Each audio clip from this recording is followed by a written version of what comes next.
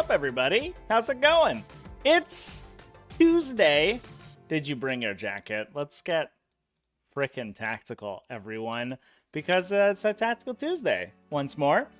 So I think that the stream is a little played out, talking endlessly about Tyranids, and I wanted to shift the focus a little bit. So going on into the future, something that I think it would be cool to do would be to do more of a sort of generic metagame breakdown, and we can talk about trends and interesting factions that are showing up in the competitive metagame. What I don't want to do is talk about, like, you know, faction win rates and just sort of be very dry about the particular statistics, because we are in an era of 40k right now where the metagame is constantly dominated by a select few factions, and that makes talking about only the upper echelon of things not particularly interesting. So what I'd like to do in the future, and if people are in chat or in the comments section want to shoot me down and tell me that they don't like this sort of format for the show,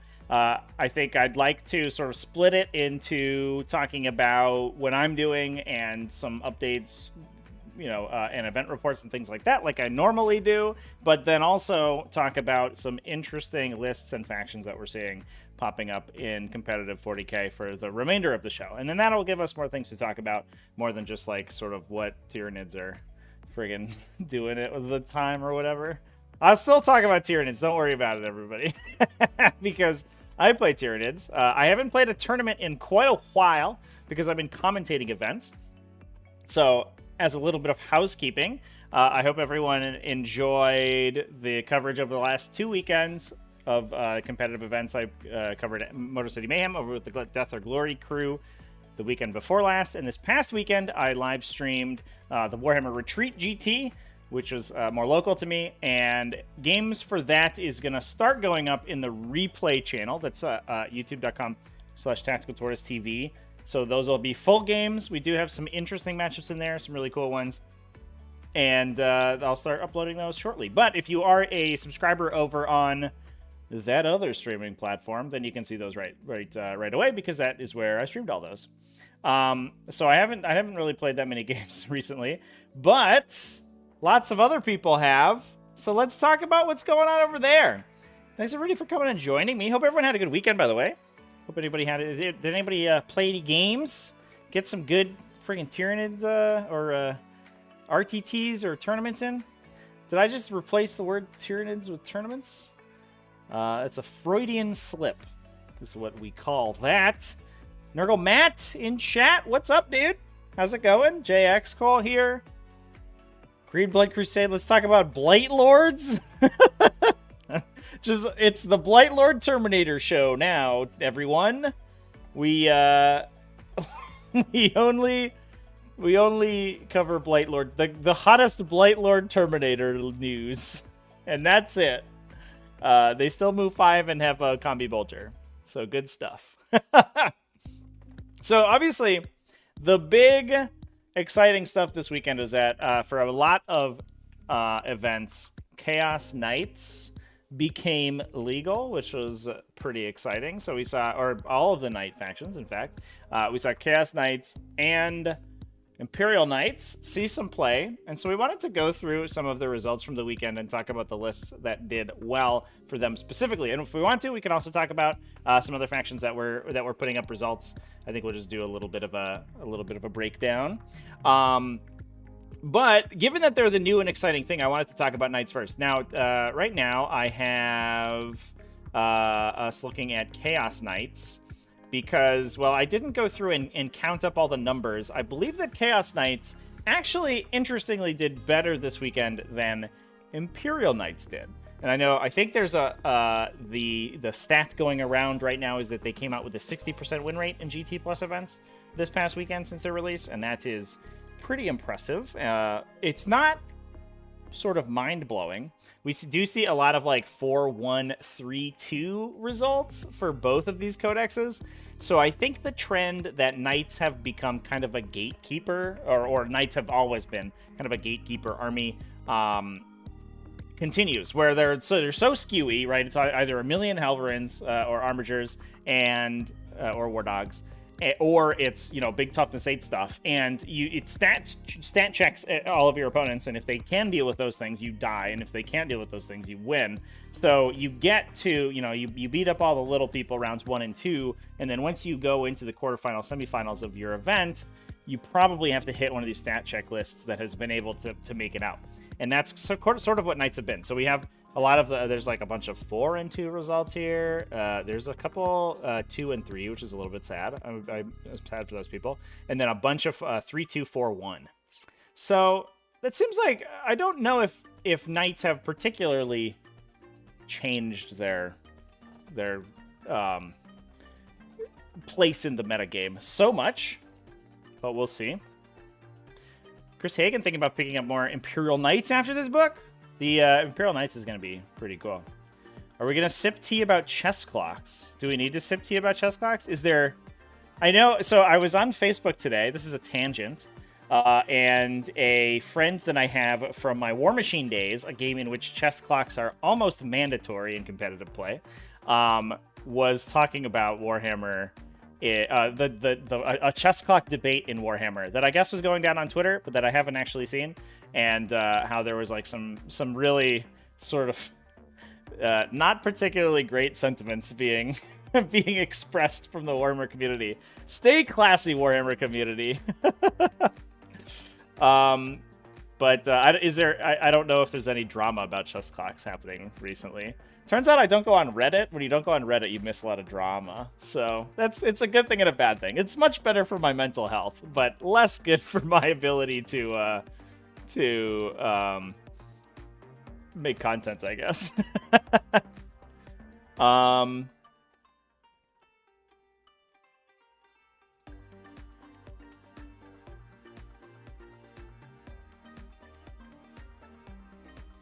right. Well, let's talk about Chaos Knights. Looks like people are into the idea of talking about some different factions. All right. Well, that's good.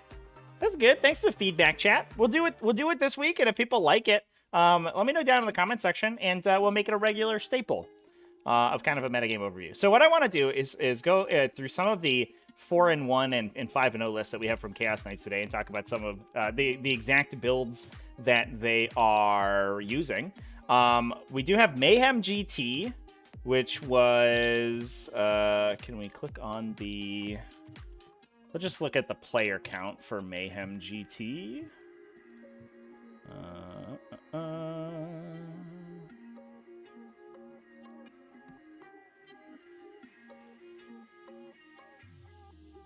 This maybe should be some prep work that I should have done beforehand, but you know what, I didn't.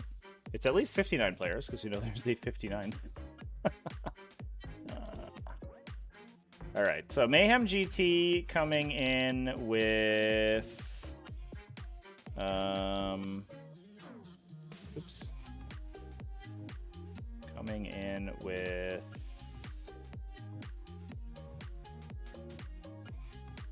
50 places, 76 players. So this is a relatively large event, certainly not the largest of the weekend, which I think was Birmingham, but it's still relatively big. We see Jack Lord coming in here with a House Vextrix list. So this is also going to be useful for me too, because I'm not 100% up to date on exactly what all of the terminology is. So we're going to get a live read through of all of the abilities. So Vextrix is a Master Artisan's household, so I can see a hit or wound reroll, which is pretty solid. It's bringing a Destroyer. We do see an Abominant make an appearance. Hell yeah. I like this guy. The Despoiler is taking Infernal Quest, so making him objective secured. The Blasphemous Engine, which is double wins for bracketing, which is actually a combo I think we've seen pretty often.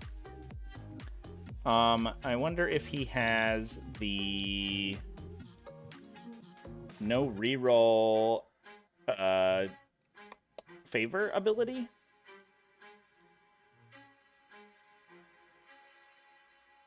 Let's take a look here. I don't know what the favorite abilities are called, Chad. I do apologize. This is already falling apart. As I realize that I have to look through my Chaos Knights Codex. But at the very least, we also have the Knight Abominant. This is he's bringing Blessing of the Dark Master. I believe that is the no reroll favorite ability because it's Bellacor's ability. But I will verify that. So it's interesting that it's not on the despoiler because a lot of times you see it on the Obsec Big Knight because the Obsec Big Knight wants to hold an objective for as long as possible. But what we might be trying to do is sink the Abominant in as quickly as possible, and then keep him going for, or sort of have your opponent waste as much time killing him as they can, and then you get to follow up with the despoiler. There's also a bunch of War Dogs, 3 Huntsmen, 1 Executioner, 2 Moirax with Lightning Locks. Still enjoy that the Lightning Locks are seeing play. They're the like one of the few Tesla weapons in the game that actually have an AP value, which is pretty sick because it makes them good into literally any of the profiles. So they're high volume, high attack volume, so they're good against light infantry, which is especially good now, especially because they're strength 6+, right? They're strength 7, I believe, which makes them good against Eldari, which I think is the #1 big scary boy in the metagame. But also they have a pretty decent AP value, so they can go into enemy heavily armored stuff as well. Although the new Armor of Contempt change it is a middling AP. I believe the Lightning Locks are AP too. And it is a middling AP value, which makes things a little bit awkward. All right, take a gander at my favorite abilities here, chats. I apologize, just so I remember what all their names are. So Blessing of the Dark Master is no rerolls, and that is on the Abominant. He is also. I wonder if we are trying to get maximum attacks out of this guy. It is also, I think it's important to note that Vextrix is an Iconoclast household. Is that correct?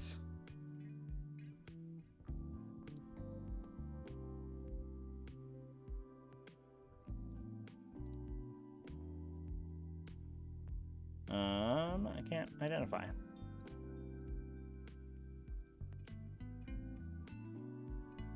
Oh no, it is Inferno household. Okay, so they will get the Demonic Surge, so they can buff themselves. I think the Abominant. It feels to me like the Abominant really wants to be in my Iconoclast because you get that additional attack at NAP to then split with the Electro Scourge, so you can buff him for 1 billion extra attacks. Each of them triplicates because of or doubles because of the Electro Scourge swing. So he makes a lot of attacks, and the low AP value is really, it's only AP2 on the Scourge. So that's the sad part about it. But if you're +1 AP because you're Iconoclast household, it's not the end of the world.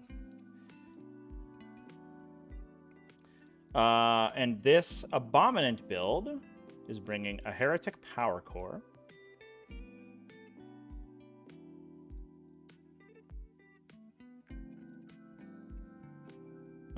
Which I don't know what it does because I can't find it. So there you go. Is that the Vextrix special relic? All right, this has fallen apart, chat. I apologize. No, I have no idea what that ability does. Anyway,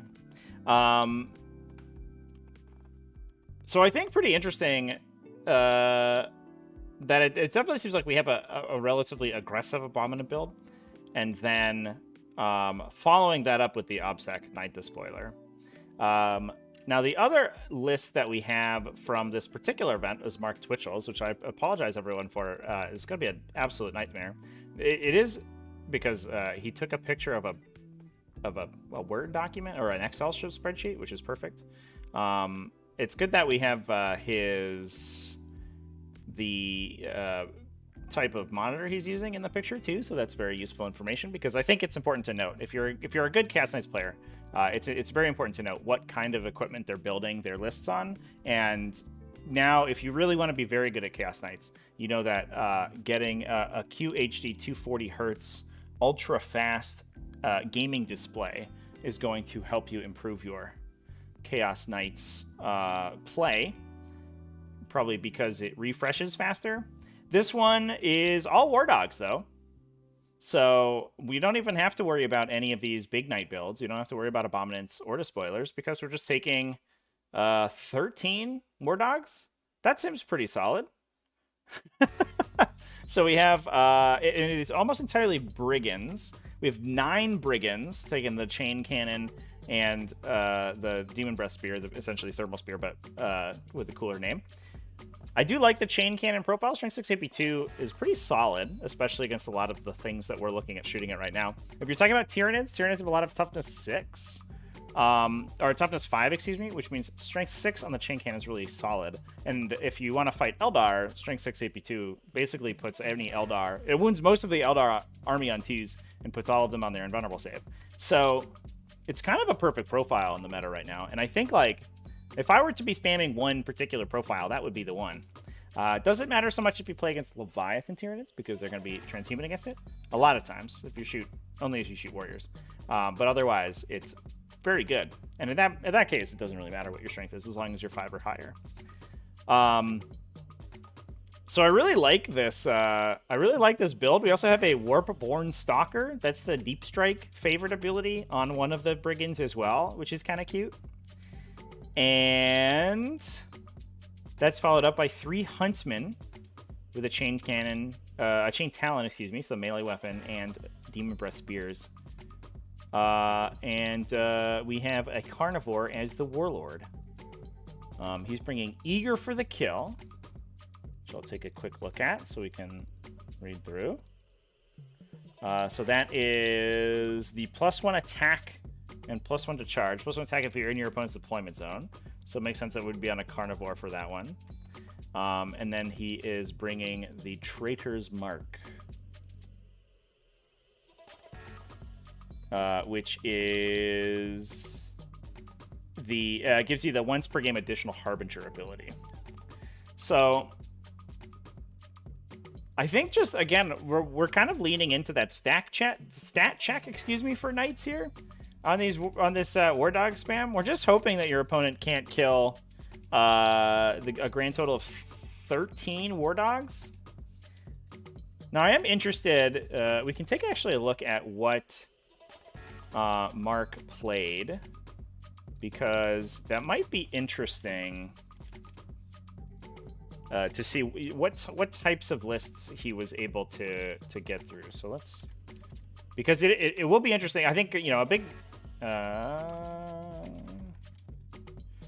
that's Mike, not Mark, excuse me, chat.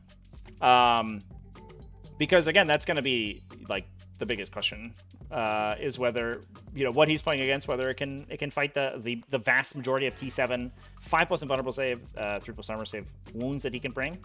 Looks like we had sort of regular Space Marines, yeah, Ultramarines round 1, kind of a soft round 1. Although we do have 2 Devastator squads and drop pod, which is pretty cool. Downside here is we do have a Seal of Oath on this Tech Marine, and the Seal of Oath is, I think, going to be sort of hilariously bad versus this style of Knight list. Normally, you'd think it would be very strong against a Knight list because you'd pick a unit and then blow it up, but because we're 13 individual units, after you deploy with those Knights, you only get to reroll against one of them, so which is a little bit awkward. And then once the Knights get into you, things get kind of a little bit weird. Round 2 played against some Tau Sept. Now this is, I think, the matchup that people have been most worried about for the new Knight codexes, especially if we see big railguns being played. Fortunately, the no reroll Knight makes things a little bit awkward for the big railguns, at least according to people that I've talked to. But on the flip side, we didn't have really anything to worry about there. So we were just worrying about killing Crisis Battlesuits, and I think the just absolute volume of firepower that the Brigands put out is enough to melt the Crisis Battlesuits when they come down. So once they pop down, they have to split their fire super awkwardly. If they concentrate on one Knight, maybe they just blow it up. Maybe you, you know, they probably just overkill it significantly, right? If a Crisis Battlesuit team comes in with shooting at a single target, if they split, you rotate one of them, rotate Ion Shields, give them a 4+, or whatever it's called now, Demonic Bulwark, I think.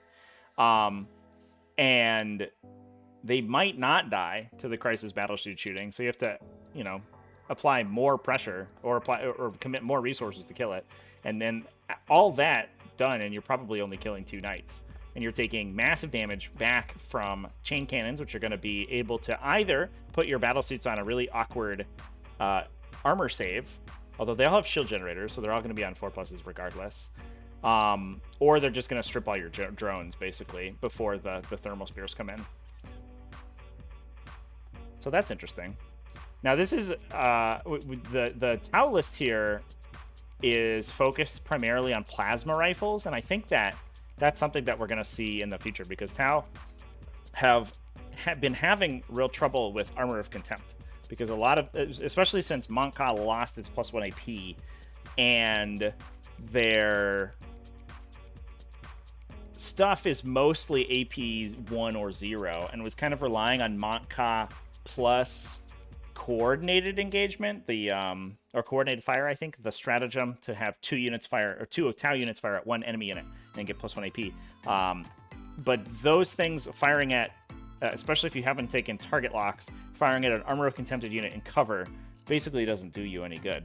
And the Space Marines especially get to kind of save through a lot of Crisis Battlesuit shots. So we're focusing more on these plasma rifle teams that are very high AP, base AP, that can kill Space Marine bodies. The downside is that they become very dicey because you have a low volume of attacks. But with rerolls, it's not too bad. Round 3 here. Fought against Jeremy Knox, who was playing Hail of Doom. So he did play against the dreaded Hail of Doom Eldar list, which I think, in my opinion, is the best list in the game right now.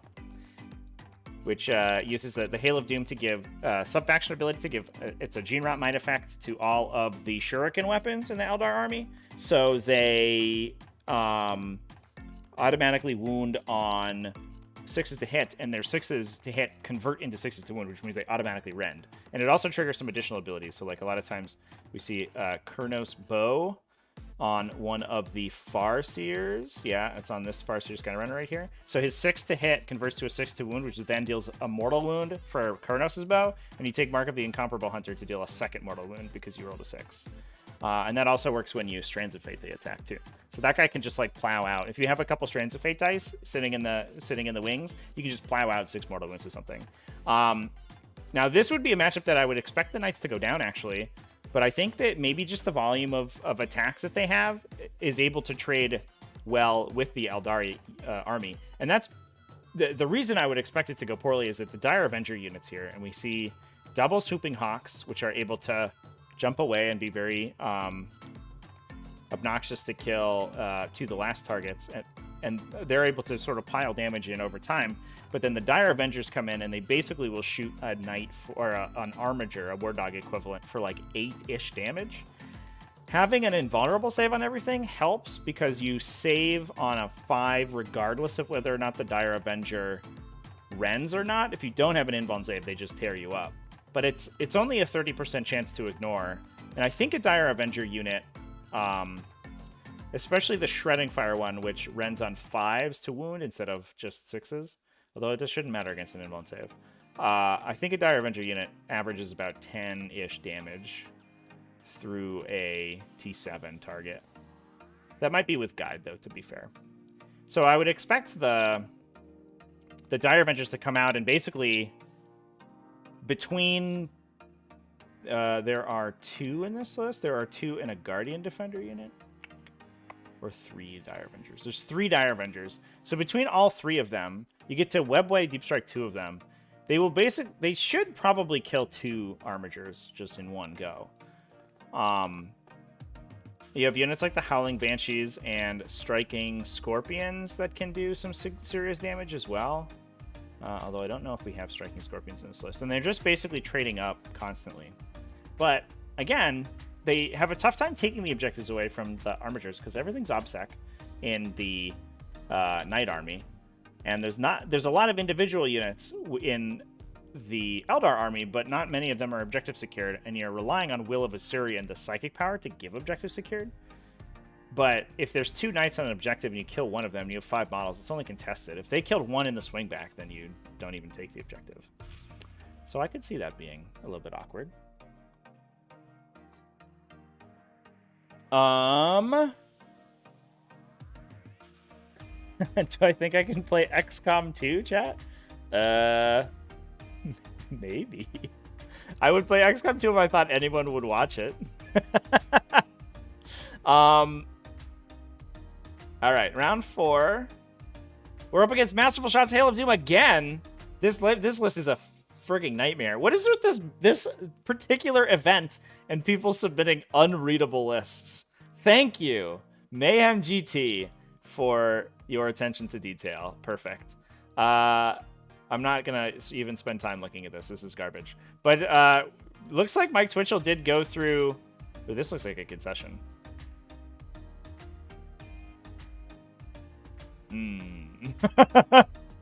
Okay. A little bit weird. Mike Twitchell able to go through 2 of the best armies in the game and kill them. He got Tyranids final round, but it doesn't look like we played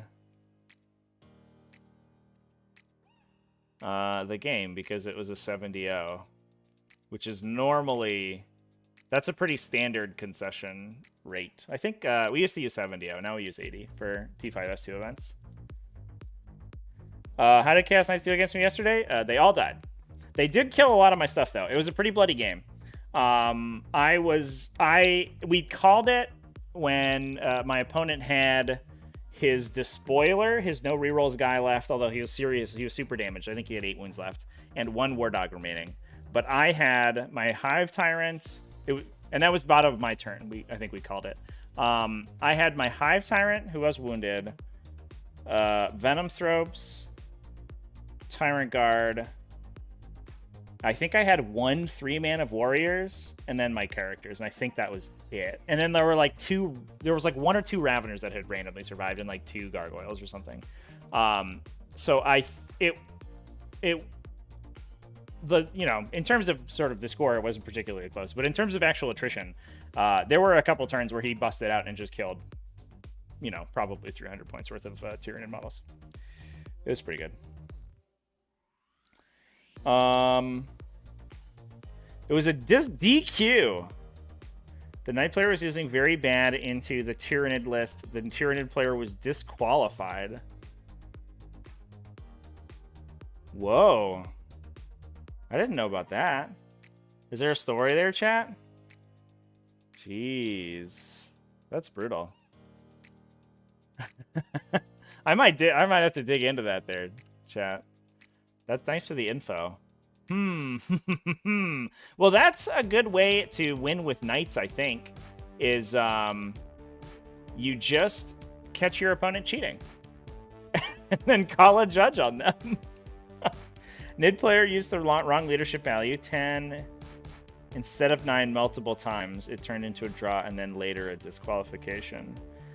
Oh, that one's awkward. Yeah, especially since we're relatively new into the Tyranid Codex, and I think that, I guess it is very important in the Chaos Knights matchup because they project those Dread Auras. But it's like awkward to keep track of which units are 9 and which are 10. I think it's Warriors are 9 specifically, and then the HQs are 10. Yeah. And then all of the non-Synapse is 5, I think is the rule of thumb. But you have to remember that Warriors are only 9 for some reason and not 10. That's awkward. Yeah, that's too bad. Yeah, it's a big deal for Chaos Knights. You do have to keep up on your leadership values against them. It's also weird too for Tyranids because Tyranids make their own units fearless. So normally they don't even rely on leadership values. They do a little bit more now because the fearless Synapse Aura is only 6 inches. But in the past it was 12 or 18 from Hive Tyrants. And so like basically the entire table was a fearless aura. So you never had to worry about that stuff, except that the Chaos Knights Dread test is not a morale test, so you don't automatically pass them. So you do have to keep in mind, you know, what your leadership values are. It is always funny to get a Tyranid player to look up their leadership values.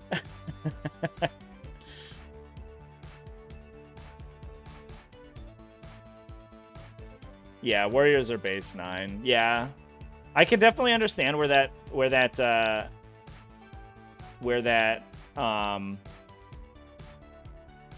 confusion comes in, right? Because like it's awkward that they're like the only synapse that's not lead 10, but you know, you have to keep track of that stuff. Spore mines are also lead 10. It's true, chat, but they're also immune to morale checks. So, and so you know, it is what it is. So interesting to see House Vextrix getting so much work done. Although it does make sense that I'm gonna go back to their entry. I guess we can take a look at the actual my copy of the codex too, right? We don't have to be like, I don't have to be clicking through and doing nothing. Let's look at a window.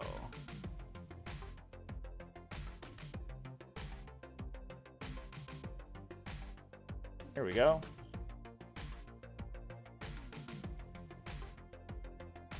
Oh, it didn't work. So I'm sorry, chat. Huh. All right. Well, sorry. I guess it won't. It doesn't want to show you my. It doesn't want to show you my codex. Why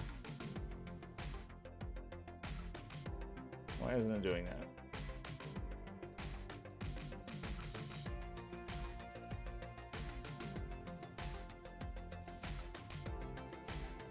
I don't know. Strange. Oh well. Parasite of Mortrex is lead 8? Bizarre. Tyranid Prime also has leadership 10? Yeah, because it's a little character. Whatever. Yeah. Sometimes you... Like, I definitely understand, like, not looking that up. Because sometimes you're, like, you're sure you know the rule. Like, individual stats like that are easy to mess up. I get it. I think it's good that it got punished, but I don't think it's, like... It's not, like... You know... It's not drama worthy, I guess. We don't need to sip tea over somebody forgetting what their leadership value is, like whatever.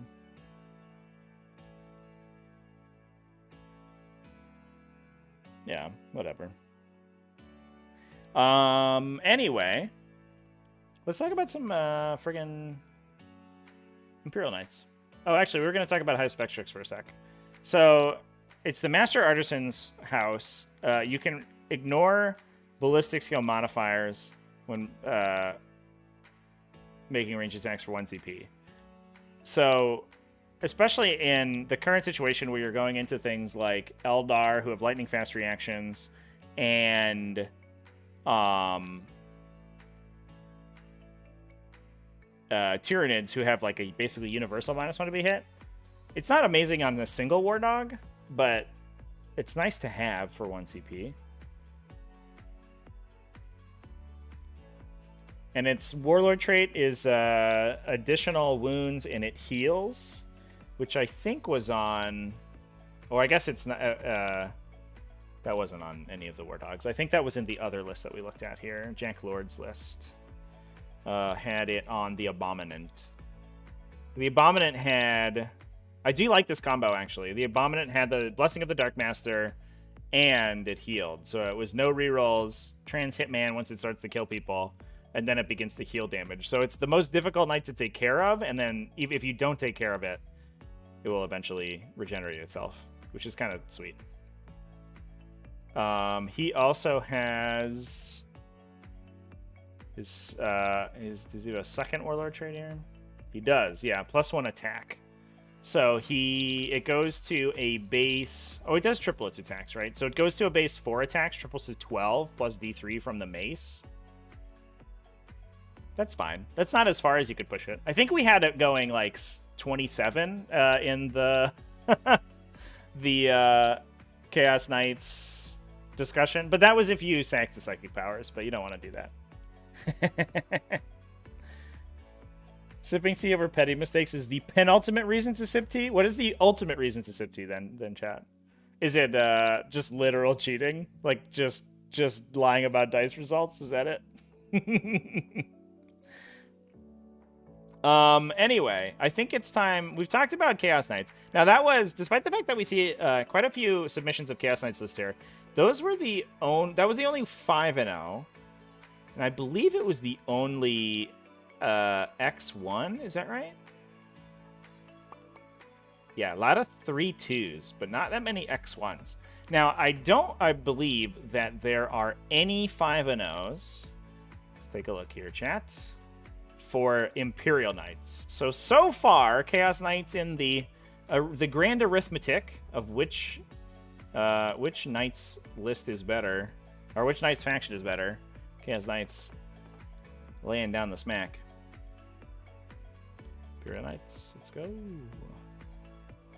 And this, unfortunately for everyone watching, Imperial Knights is the one that I have slightly less affinity with because I didn't do a Codex review for them. So I'm kind of going in blind here. So we do see a couple of 4-1s for Imperial Knights. Richard Owen here from War Calls GT with a 4-1. A lot of 3-2s. So many 3-2s. Like, oh my god. And 2-3s, unfortunately. And then another 4-1 from... I love this. These are from... these are GW's internal events for Warhammer World. And they're always called Warhammer 40,000 Matched Play Event. And it just tickles me. It tickles me to no end. Like, thank you, GW. I appreciate you telling me that that's what it is, because we all knew. And then a ton of 3-2s. So let's take a look at that. Oh, here's another 4-1 from JMG Spring and Grain Town. Okay, so let's take a look at the 4-1 lists here.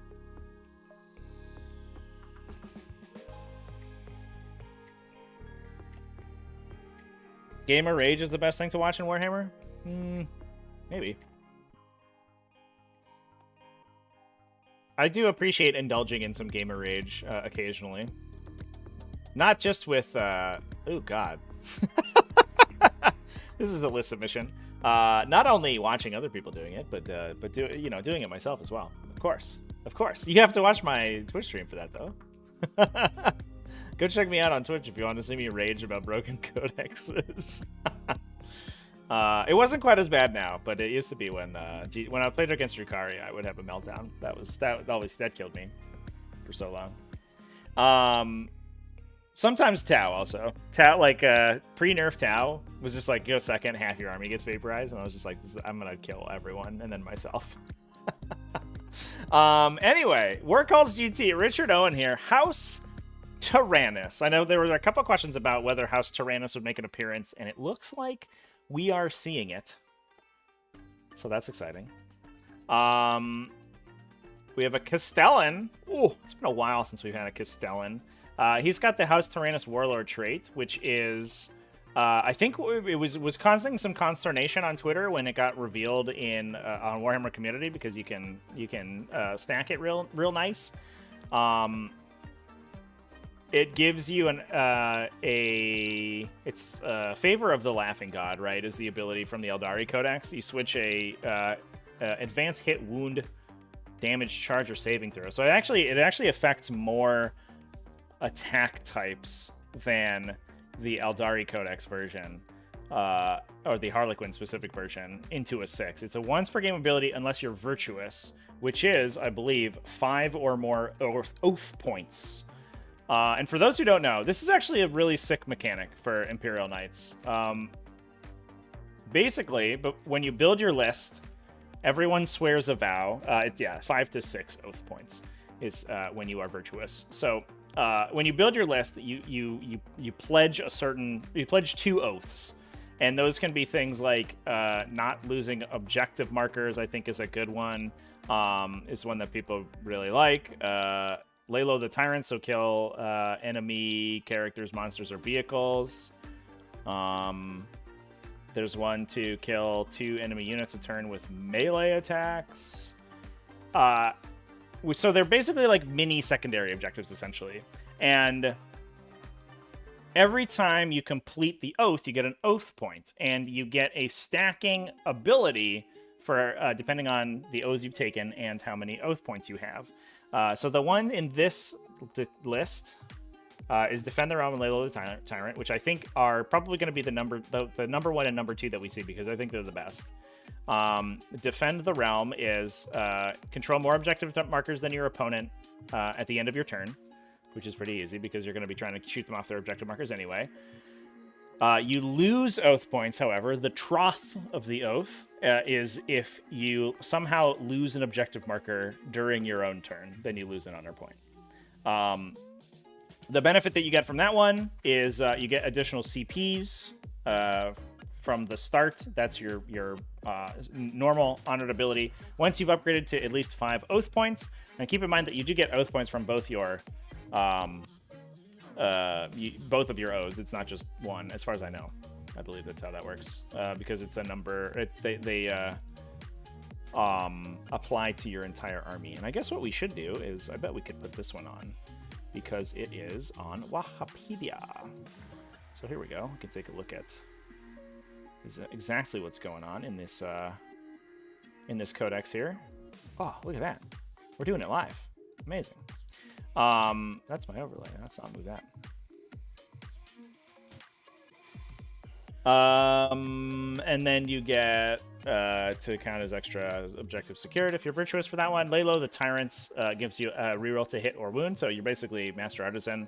The virtuous ability is you change result of a roll to 6, so that is I guess stacks alongside the Tyrannus Warlord trait. So you have 2 automatic 6s, and then there is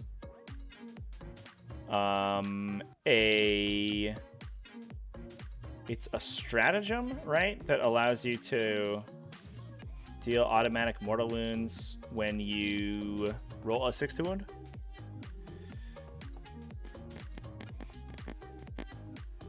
I don't know I don't exactly where the last piece of the combo comes from, so I apologize. It is, I'm sure someone in chat will tell me. And I do wonder if these abilities are going to turn in, are going to get the same nerf that the Eldari version did, where they turn into melee attacks only. Because right now, being able to affect ranged attacks is a little silly on this one. What the list is missing is the upgrade on the Castellan to get 2 additional honor points. So you can set off the virtuous ability round 2, then it would be.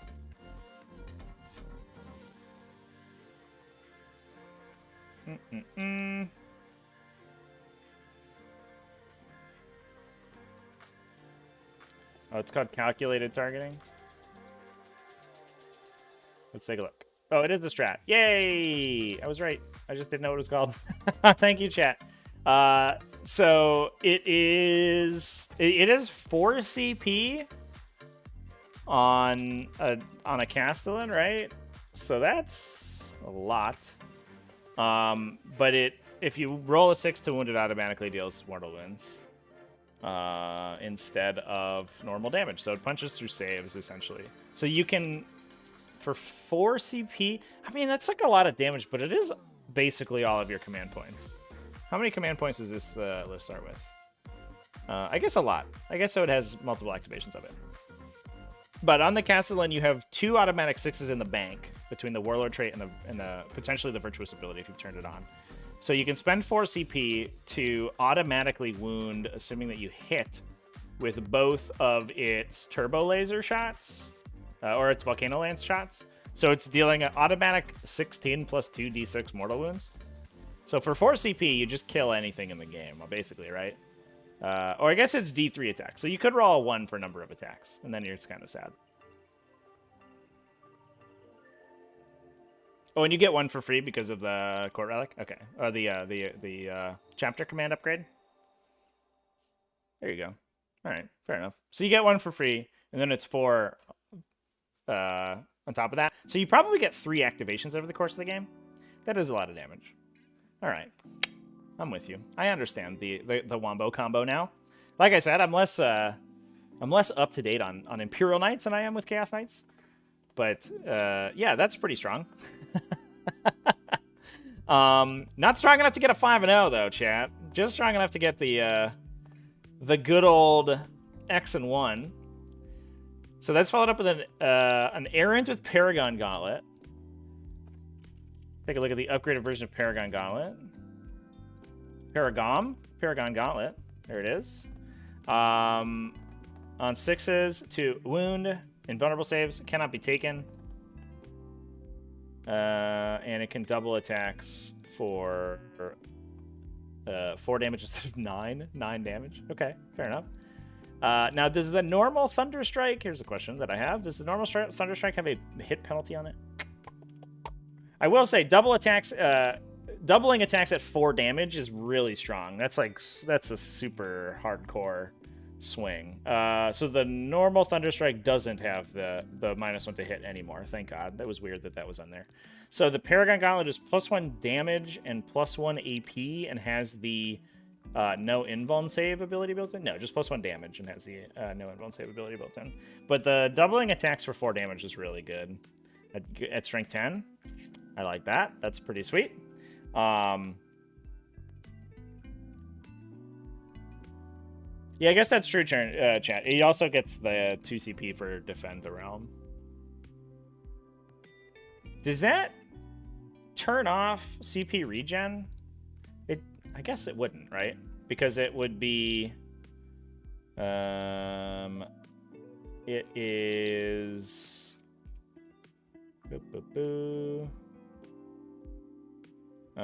grants... Oh, Battleforge bonus grants you 1 additional command point. So it's not a gain or refund, so I guess it wouldn't be capped. That's sick. I like it. All right. So there's the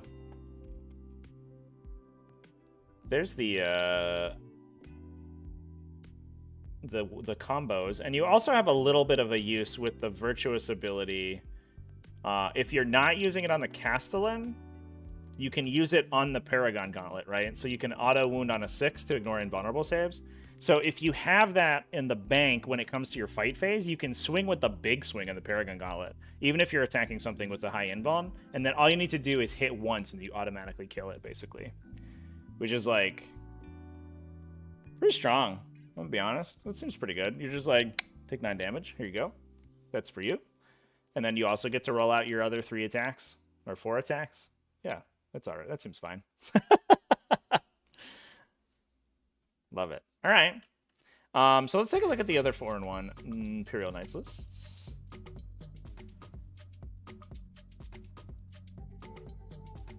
So we're here with Mr. Dan Cookie.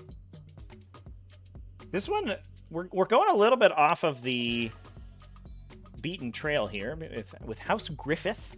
I think there's another... I think the other 4-in-1 is Tyranids, because I was looking at it before the stream. So I think it's basically going to be a very similar looking list from the last 4-in-1 we look at. But Dan Cookie here with House Griffith, which is +1 attack when you charge. So you just get Shock Assault. Sick. All right, pretty good. You can advance and charge at the Warlord trait. Do we have that? Yes, on the Knight Gallant. Very nice. Alongside Landstrider for the advance bonus, or the movement bonus. So we have a super long threat Gallant. I really like that. We have an Errant with Revered Knight. That one I don't know. Which is fight first, and it generates honor points.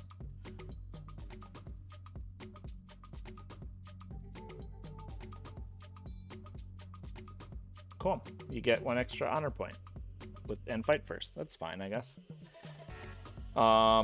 We are taking a little bit different oaths this time. We still have Defend the Realm, so basically the same deal, but also protect those in need. So you get honor points if you heroically intervene.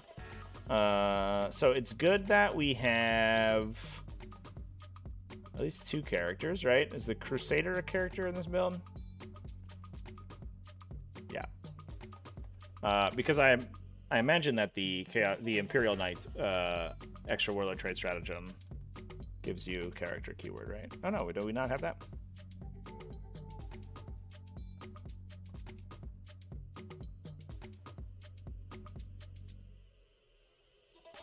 I can't tell. Oh no, Knight Baron. Yes, extra warlord trait and character. Okay, cool. Yeah. So all of the big knights can heroically intervene, so we have a lot of chances to trigger that. And then the other ability is if you charge, you made a charge move, and you charged someone that started the charge phase within engagement range of another friendly unit. So if you charge into an ongoing combat, that one seems less likely to happen. But I guess it could. Your knights actually are kind of worse at punching themselves out of melee, so there may be some situations in which it happens. Although, if you get charged, I guess the melee knights aren't able to shoot themselves out of combat, but it's... Well, also the knights fall back and operate normally anyway, so like I'm not really sure the situations in which that would happen too much. Because you do have to start the charge phase. It's not just charge someone who's already engaged by a friendly. It's someone who started the charge phase engaged by a friendly. But I guess it's mostly the heroic intervention. But that would be why we're taking the Revered Paragon to get an extra oath point. So that's good. The abilities that we get from that one are 6-inch heroic intervention. Okay, so we get to activate our heroic intervention a little bit more often, and you get an additional use of bondsman. So that's the reroll ones to hit and wound on an armiger within 12, I believe. Oh no.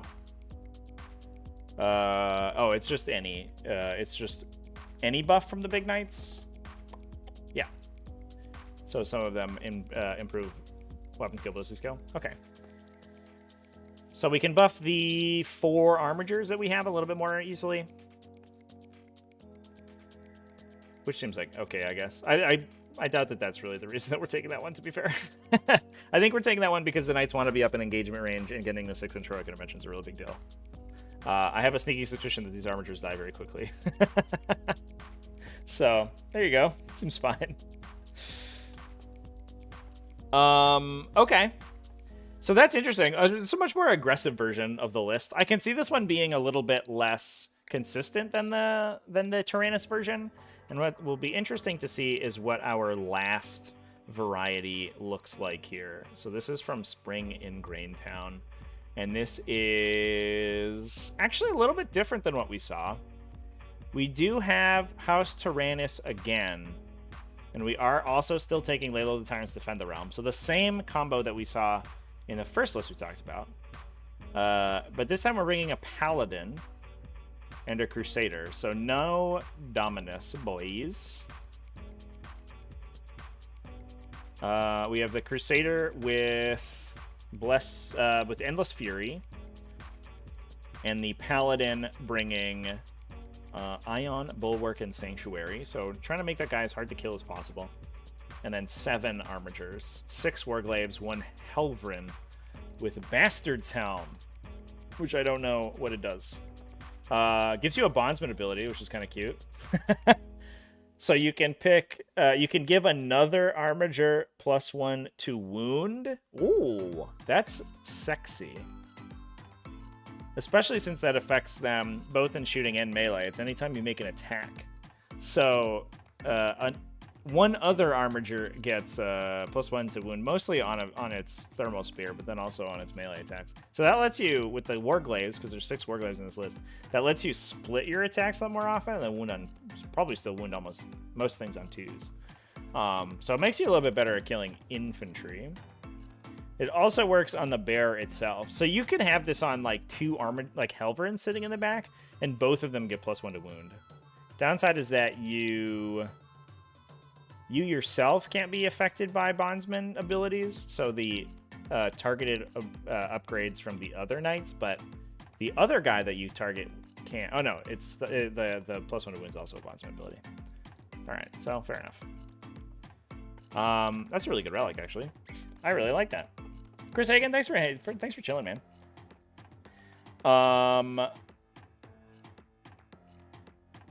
Calculated targeting is only shooting. Yeah, I wasn't talking about calculated targeting, chat. I was talking about the interaction between it's Laylo the Tyrants, right? The Auto 6, yeah. Between Laylo the Tyrants and the Paragon Gauntlet, because if you haven't used it already in your shooting phase, Laylo the Tyrants, if you're in the Virtuous mode, gives you an Auto 6 to wound on a wound roll, or on anything, but also you can use it for a wound roll. And the Paragon Gauntlet, when you roll a 6 to wound, ignores invulnerable saves. Let's go find the Paragon Gauntlet again. So I wasn't talking about using the strat. I was talking about just using the ability in conjunction with the weapon ability. So it's AP 4, so you're bumping up into invulnerable saves almost 100% of the time anyway. And you just get to automatically punch through the invuln if you have the floating Auto 6 sitting around. Not using a strat, just using the Oath ability. So it's like it's a cool outlet for that ability in the fight phase if you haven't used it in the shooting phase already, or you don't need it for a save or something. I imagine it's still probably pretty useful, just like blanking a really strong attack from your opponent. So if your opponent has like a big, like D6 plus 6 damage gun or whatever, you're just like, auto pass my invuln, get wrecked. I will take none of that damage, sir. So I think I like the Wombo combos on Imperial Knights a little bit better. They seem somehow less defensively oriented than Chaos Knights, because the Chaos Knights have all of those anti-reroll, anti-charge, like anti-shooting effects. And it doesn't seem to me like Imperial Knights have quite the same access to those. Do they have, they have a +1 save strat in melee, which is okay, I guess. I guess it's only armor saving throws, yeah. Okay. But it doesn't look like they have the -1 damage strat to like Chaos Knights do, so they're actually a little bit easier to kill, unless I'm missing it, which I might be. Maybe it's in it being targeted. Nope. They do have transhuman for armigers, which is very good. They have rotate ion shields, classic, which is still range only, opponent's shooting phase. And then they have the martial prowess, so they have +1 save, armor save in the fight phase, but they don't have -1 damage. So I actually think Chaos Knights seem much more difficult to remove, but Imperial Knights seem like they do a lot more damage, which feels better to me anyway. I was a little bit underwhelmed with the amount of damage that Chaos Knights did, but at least this Wombo combo being able to like pile out 1 billion mortal wounds onto your opponent every turn is like pretty sick. So that's interesting. Now, I wanted to take a quick peek down the events that happened this weekend, and I guess what we can do is actually move over to Discount Games Incorporated. Boop. So we're gonna take a quick gander here to Discount Games Inc. Can we, yeah, we'll just get rid of this. Goodbye. Oh, goodbye.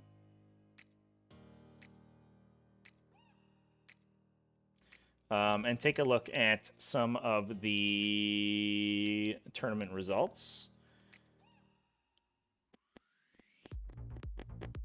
It looks like an AOS list got stuck in here by accident. Oopsies.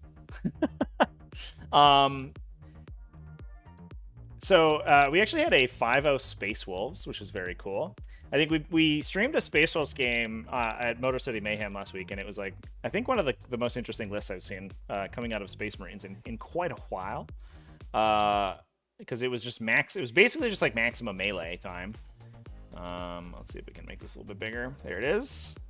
So we're using Master Artisan's Whirlwind of Rage. This is like the classic Space Wolves combo to make a successor chapter that does the best Space Wolves impression that it possibly can. That's because we get +1 to hit on the charge with oh, this is Master Artisans, excuse me, not Born Heroes. So it gives you a hit reroll, not +1 to hit, but you still get exploding 6s, and when you combo that with the Space Wolf Super Doctrine, then you get Teslaing 6s, which is pretty sweet. So you basically, without any rerolls whatsoever, you should convert 100% of your attacks if you're hitting on 3s, which most of these things are. If you do have a +1 to hit or rerolls, then you should convert like 120 to 130-ish% of your attacks. So you should hit more times than you attack, which is pretty solid. There is a Chaplain on bike with Benediction of Fury. He does not have Mantra of Strength, but he does have Catechism, Exhortation of Rage. We have a, let's see, Armor of Rust Captain on a bike. Seems fine. He's a Chapter Master, also good. The Troops Allotment, and then triple Wolf Guard squads with Jump Pack. So we're doing our Vanguard Veteran impression here. And then the triple Wolfen squad. So this is also what we saw at MCM, is the triple Wolfen, because they're really good at trading with people for objectives. So like the Wolfen can run to an objective. If your opponent wants to take the objective, they have to charge the Wolfen, and anytime you kill a Wolfen, they fight back at you. So they, if they haven't fought already that phase, so they always get their swing in, even if you kill them first, which makes it super difficult to engage into them. So if you're in a matchup where your opponent doesn't have a ton of shooting, and even if they do, we have these guys kitted with Storm Shield, so they have a 4+ invuln save. Not the hardest thing in the world to kill, but it's not nothing.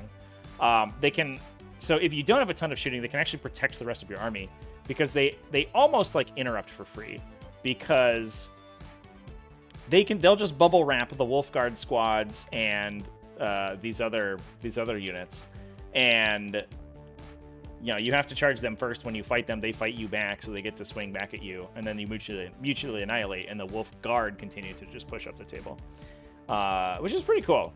It works a little bit less good if your opponent has a ton of guns, which is unfortunate, especially since the Wolfen themselves don't benefit from Armor of Contempt when they're holding the shield. So low AP shooting just kind of rips through them because their saving throw is bad. I believe a regular Wolfen is only on a 4+ save, so they just get vaporized pretty quickly. We have some Sky Claws, which make 1,000,000 attacks. Pretty good for cheap. I like them. And then a big Long Fang squad with multi-meltas. Long Fangs with the weird 5 heavy weapons in the unit instead of 4 like Devastators. And those are coming out of a drop pod. So we can use Keen Senses to ignore the movement shoot penalty when they disembark, so they can come out of the drop pod, disembark, not get -1 to hit. It's important because it's not like the Adeptus Sororitas problem, where when they disembark from a Rhino, even if they count as stationary, they still get the -1 to hit, because you can't count as stationary when you're coming out. They just ignore ballistic skill modifiers or hit modifiers, so the -1 to hit doesn't apply to them, which is what makes the Long Fang drop squad so good. You can also use the outflank that they have to just outflank the Long Fang squads too. You don't even need the drop pod if you want to spend the CP on it. But hopefully we see these guys do a little bit better now that with the Armor of Contempt changes. Pretty cool to see Space Wolves with a 5-0. Proud of it. We see a lot of look at this, incredible, a lot of interesting Eldar. Wow, look at them all. Look at all this Eldar. So many Eldar. Amazing. We do have an Adeptus Sororitas at 5-0. Order of the Bloody Rose, so using the new supplement. We have a Word of the Emperor Canoness, Morven Ball, 2 Battle Sister squads, and an Novitiate squad. The Novitiates make 1,000,000,000 attacks in Bloody Rose because of the shock assault that Bloody Rose gives them, which is pretty sweet. 3 units of Sisters Repentia, 2 of 8, 1 of 4, 2 Zephyrum, 1 Seraphim, and 2 Retributor squads, 1 Rhino to carry some of them around. Interestingly, we do have a Castigator, and we actually see the Castigator making a big appearance in these Sisters of Battle armies post Armor of Contempt, because they're relatively difficult to remove. So stacking Armor of Contempt on top of that makes them very, very difficult to take down. So it's kind of cool to see Castigator seeing some more play. If only we saw the same from Predators.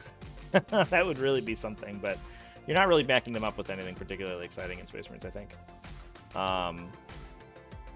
So I think there's a couple things that are kind of pushing Sisters right now. Armor of Contempt's a big one, but to be fair, Sisters are still so easy to kill that I'm not actually sure that that's the biggest of deals. It makes them a little annoying to kill if they're in cover, but it's not like it really makes them like impossible to get through. And especially since like they're only T3, so they're going to be taking more wounds than like a Space Marine would, for example. And a lot of their attacks are in melee. They don't care so much about that. And we don't see them playing like the super tanky builds, because I think there were a couple builds going around when the Armor of Contempt change happened that were like playing Valorous Heart and trying to push the AP reduction as far as we could go, and we're not really doing this. To clarify, you can't make the 4 CP strat free because the rule says the user of the strat needs to be under a bondsman ability. Ooh, okay. So is it only armigers then? Because can you bondsman anything but armigers? That's a good call out, chat.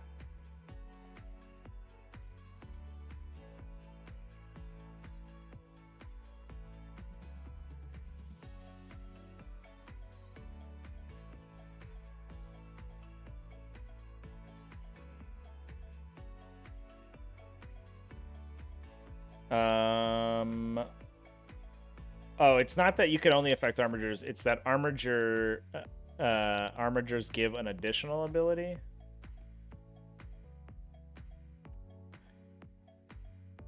Armigers get -1 damage while being bonded. Whoa. Okay. All right. That's wild. So what are the bondsman abilities that affect the knights? Is there any that you can give that model? It is from the...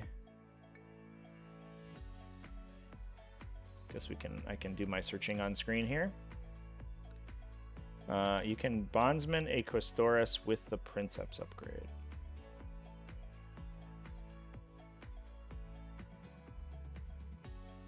So we're looking at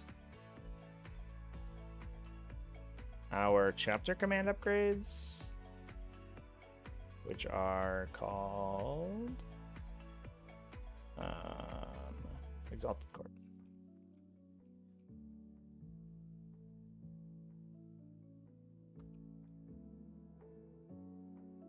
So it's Master Tactician, right, chat? Because is it a battle tactic?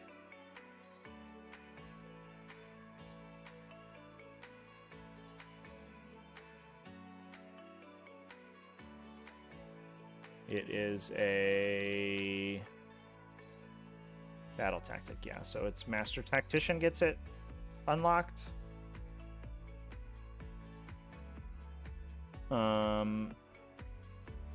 So the ability to reduce the command point cost to 0 is once per battle when you use a battle tactic stratagem, you can select to use that. If the model you select to use that battle stratagem, if the model you select to use that battle stratagem is under the effects of a bondsman ability, then the stratagem costs 0. Okay. And is the problem that all of the bondsman abilities are can't target the Dominus stuff?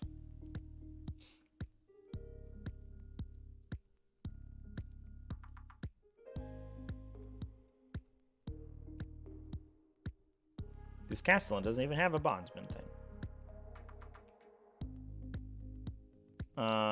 Yeah, so like a Crusader can only target armigers. An Errant can only target armigers. A Gallant can only target armigers. A Paladin can only target armigers. Okay, I get the idea.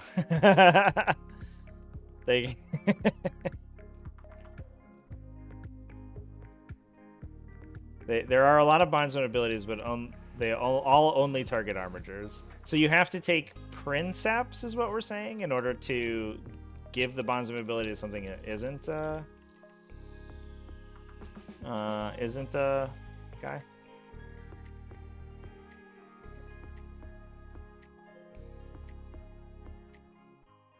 Yeah. So Princeps, the upgrade on the unit itself, can let that unit target Questoris classes instead of armigers. Okay. because he's the guy in charge. All right, so you just gotta raw spend 4 if you want to deal automatic like 25 mortal wounds or something. I mean, 20 like a 1,000 mortal wounds is a lot, right? But it's also 4 CP, so that makes me feel a lot better about that ability. To be fair, I guess like letting your volcano cannon automatically basically tape like one-shot an enemy knight is a little silly. So maybe it should be once per turn or something. I don't know.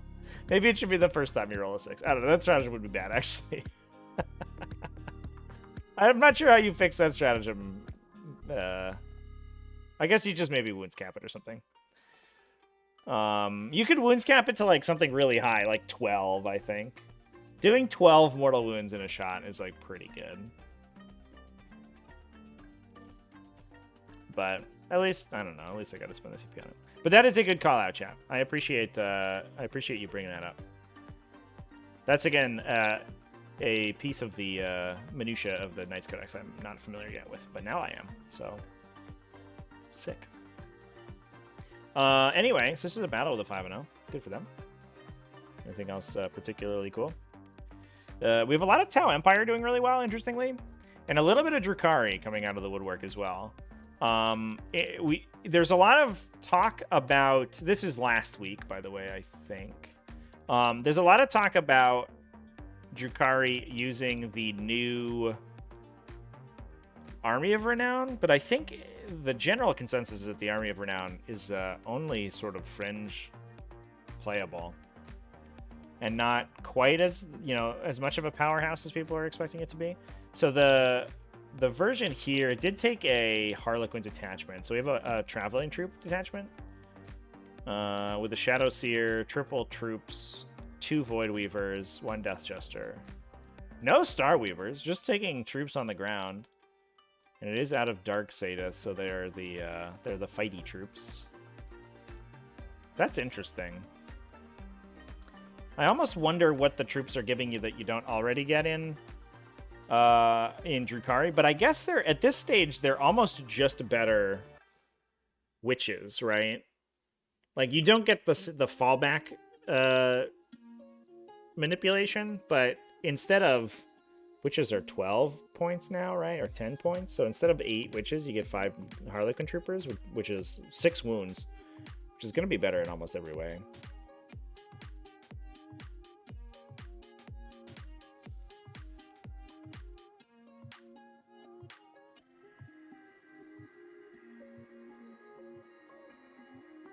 But it's been interesting to see kind of the journey for Drukhari as they got hit so hard by multiple nerfs that they really sort of fell by the wayside. But it seems like now that the top echelon of the metagame is getting hit again, and especially with the addition of Harlequins to them, they have a little bit more of a lease on life. We see another 4th place Drukhari from Birmingham fighting against all of these Tyranid players. And I think they're popping up every once in a while in the top 5 of events, which is good. That's where factions should be sitting, is not ubiquitously at the top, like we do see, Tyranids and Eldari Codex factions, but somewhere around the top. I think it's also interesting.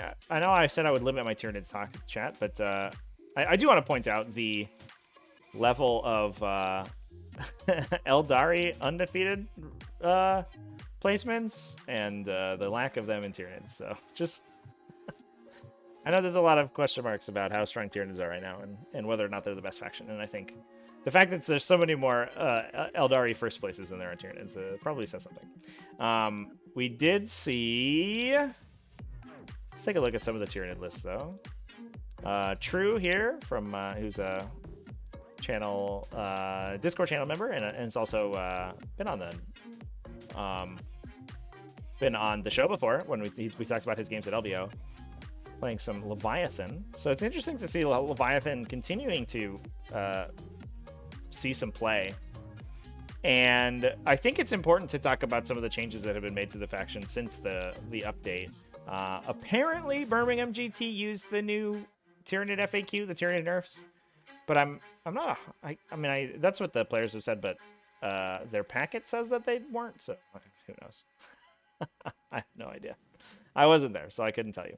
But I guess assuming that they didn't, this list is a little bit interesting because we have the single-winged Hive Tyrant who is being protected by Tyrant Guard. We also have Venom Thropes, Zoanthropes, 2x, 2 Pyrovores, and 1 Maliceptor. I think that 1 Maliceptor is where we're going to see Maliceptors now, which makes a ton of sense. The fact that you can't Hive Nexus them to get the +1 to cast is pretty brutal, so you can only have +1 to cast once per turn. But it means that they're less locked into Leviathan now because they basically operate the same in Leviathan as they do anywhere else.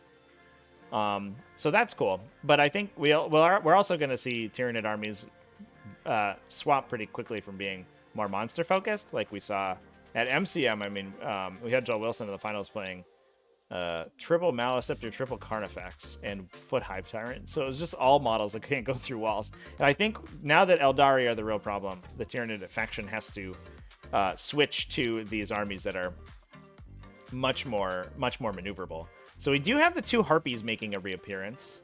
And I was putting some thought into the Harpies.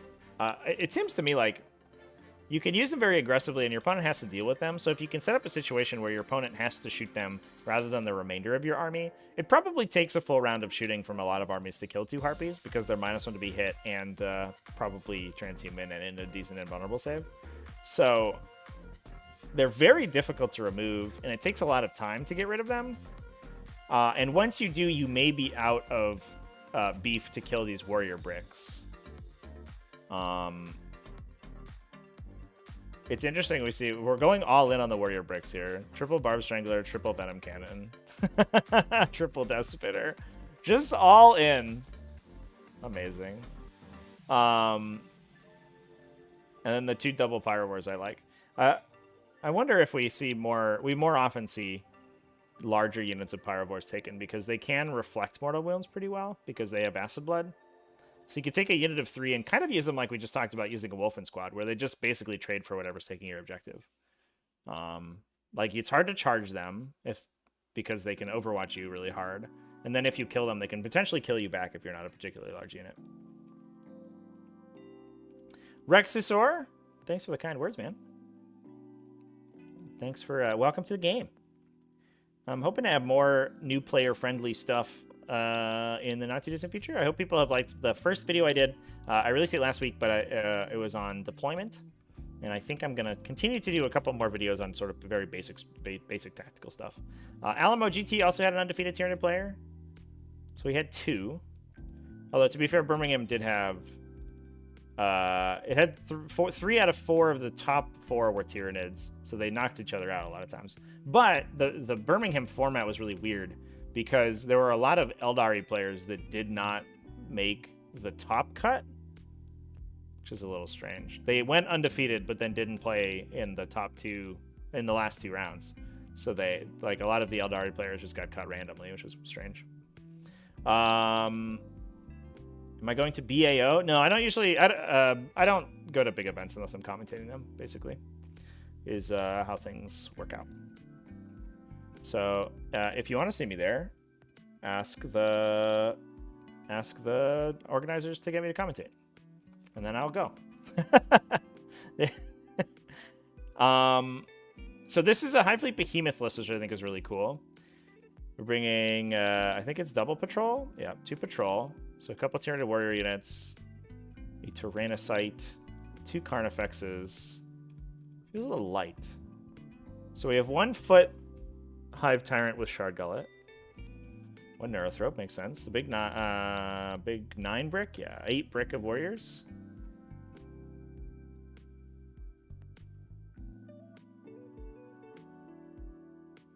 Tyranid player should have won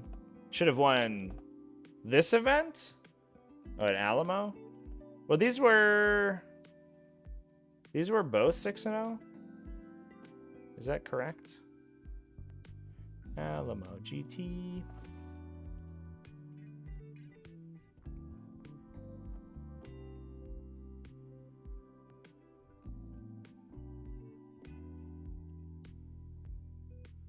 Yeah, there were 2 6-0s. So it just came down to battle points. Oh, was it that like the Tyranid player didn't score enough? Was that the problem? Because the game clocked out or whatever? Who cares? I mean, I guess that's like kind of annoying, but first versus second place when you're undefeated shouldn't matter that much. He lost in the finals? Not according to BCP, chat. This says he won. So I don't know. I don't know, chat.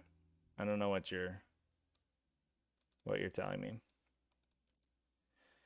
War Games Live cut the stream early because it was ugly.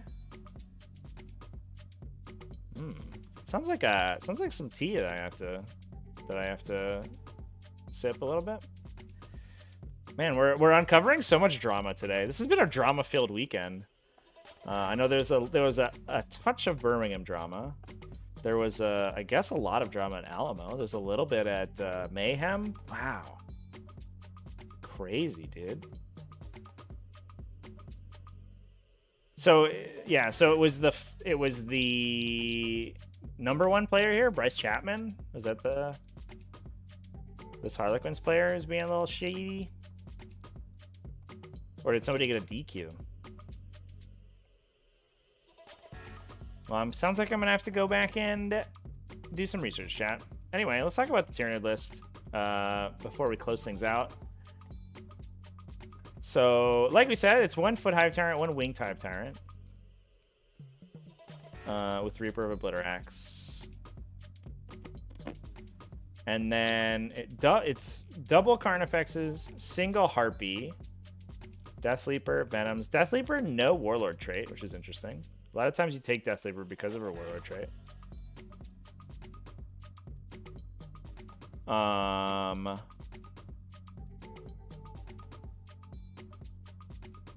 It was finals after a top cut? Alright. It sounds like I don't understand the format. I don't know. This is what I get for not reading Reddit, I guess. And then 2 Warrior Bricks. Which feels a little light on the ground. Am I missing something here? There is a triple Pyrovore and 1 Maliceptor. Okay.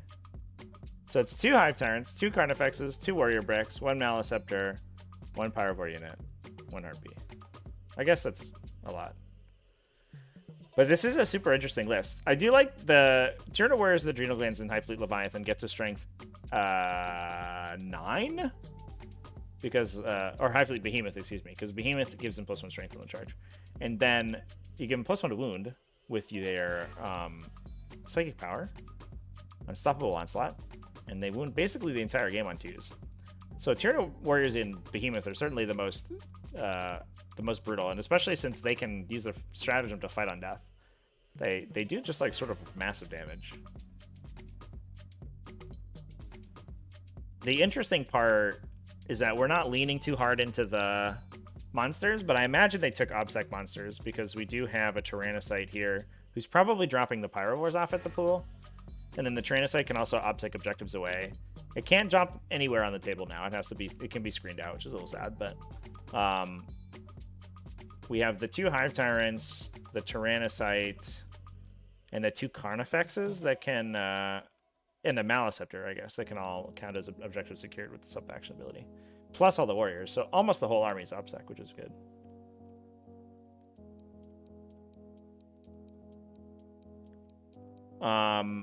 But I like that it's, at least we're seeing a list that isn't, like, super, you know, just more High Fleet Leviathan stuff. And I think the coolest part about the Tyranid nerfs is that I don't think you're really locked into Leviathan as much as you were in the past. I've been playing Kraken recently, and I think I'm kind of hooked on them, so I might play with them for a little while and see how things go. Game Grid also hit a 4-1 Iron Hands. Hell yeah, dude. This is apparently like where all the Space Marine players have gone. Double Contemptors. There's the super deadly Contemptor combo. No Cyclone Missile Launcher on it, which is a little sad. Oh, it is a multi-melta. Hold up, what? What? A multi-melta? Alright, this is a strange list. And an Inceptor squad? Okay. Huh. All right, that's interesting. I guess the Inceptors are good because they have their Gravis keyworded, so they can use Unyielding in the face of the foe, so they can reduce AP by 2 against them.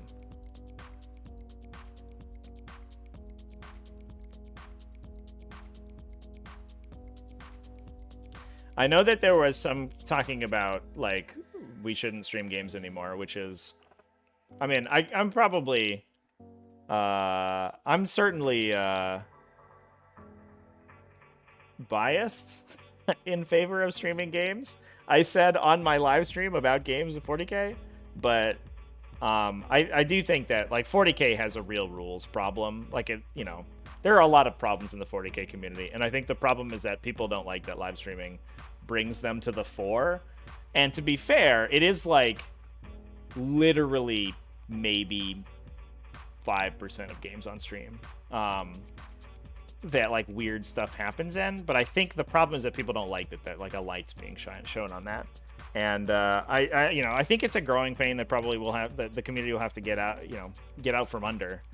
But once we're there, then hopefully it'll be good. If we can just get rid of all the people who don't like live streaming because they can't get away with all their chicanery when the game's being live streamed, that'd be good. Stream the games but give the players the choice to opt out. I actually disagree with that, chat. I think that if you are playing in a competitive event, you should be comfortable enough in your you should be comfortable enough to be on live stream. And I think that there is an immediate, at least personally, if my opponent said, I do not want to be on live stream, I'm immediately suspicious of them. If I'm in a tournament and my opponent says, I prefer not to be streamed, there are plenty of arguments for, against it, right? Where you can be like, well, I'm nervous and I don't want, like, people to watch me, or, some people have legal obligations not to be recorded.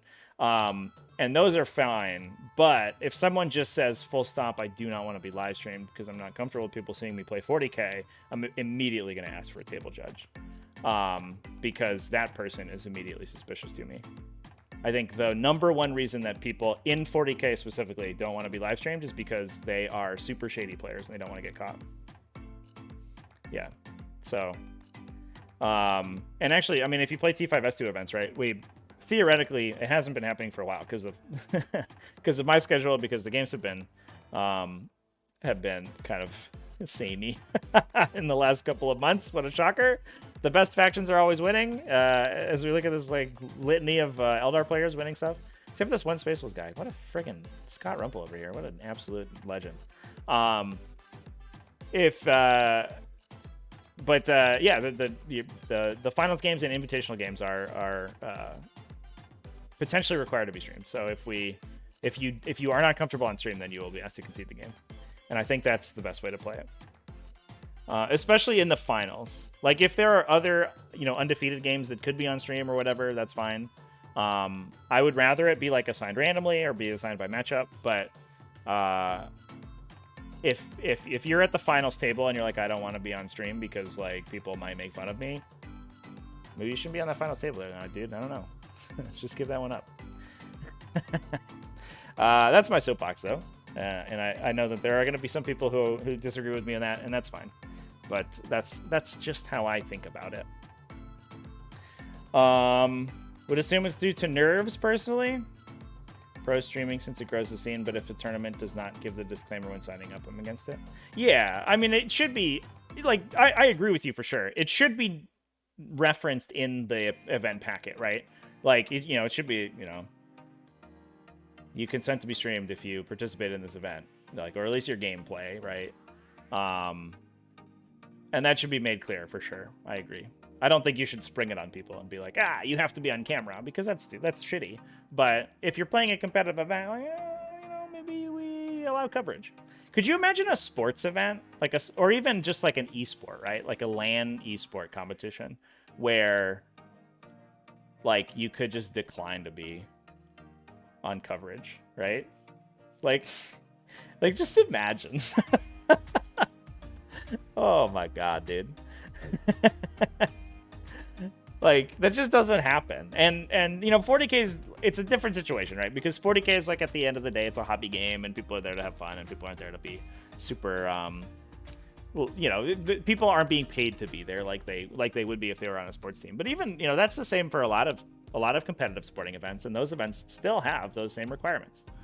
Even to play most sports professionally, right? There's usually an event fee that you have to pay, and in doing so, you enter a competition to get winnings, and it's kind of basically the same deal.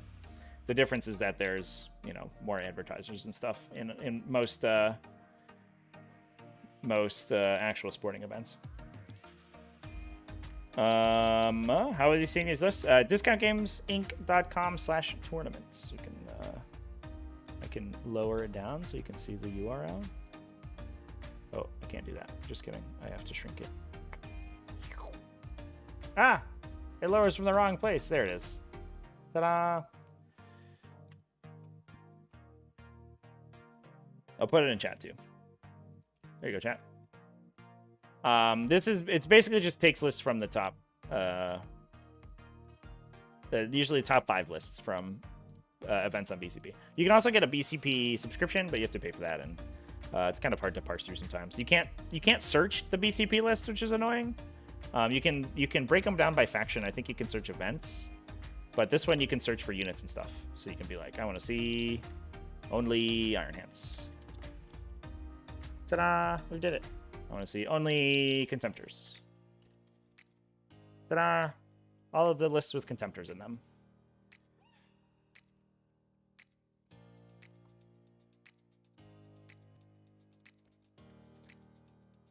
All right. Anyway. So we did actually just literally talk about Iron Hands there, chat. I think that is gonna be all we have to talk about today. We talked about Chaos Knights, we talked about Imperial Knights, talked about those guys doing good stuff in the metagame, some of the changes to Tyranid lists. We could talk about Eldar, but I'm sure everyone's tired of hearing about Hail of Doom. And I think that's gonna be a whole show. So a little bit of a shorter one today because I didn't have any games to talk about, but I am playing a tournament this weekend, so I'm excited about that. Probably gonna play some new stuff. I got some Raveners on the in the oven right now. I'm gonna play some Raveners, which is gonna be fun. So I'll see how that game goes. Should be a relatively tough crowd, I think, because people are getting ready for ACO. And so I'll talk about some of those games. I'll talk about some other stuff that might be some other metagame stuff that could be happening next week. We also have, don't forget to tune in for Third on Thursday. We have a regular scheduled Third on Thursday live stream game. I will not be playing, thank God. We will have Cullen coming back, as well as Will coming back. I don't know what Will is playing. I think Cullen's going to be on Sisters of Battle, and we might have, I think there was talk of a Death Watch happening, so we might see maybe a Death Watch Army of Renown, which would be sweet. But yeah, that's gonna be on Thursday, 7 p.m. US Eastern time as normal. And otherwise, I'm streaming over on that other streaming platform every Monday, Wednesday, and Friday as normal. And I should have some videos coming out shortly about cool tactical stuff. So that'd be good. I'm working on those right now. But yeah, we'll go ahead and sign off there. Thanks everyone for watching. Remember to keep it classy, folks. And don't forget to have nice, happy wargaming.